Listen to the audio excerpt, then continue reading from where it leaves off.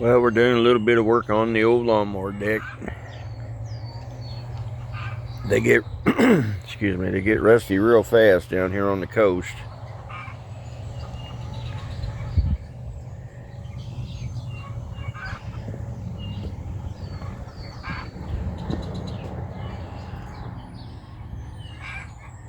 This is the one I took off my little tractor. It just so rusty, and then a stick got in there and tore it up.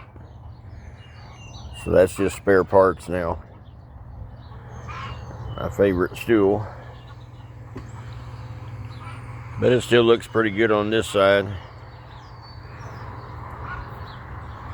It's been a pretty good lawnmower. I mowed lots of yards with it.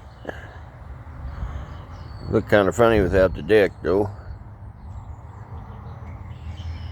Yeah, it's a Grasshopper 220. Best lawnmower ever made, Grasshopper. Thank you. Y'all have a nice day. Yeah.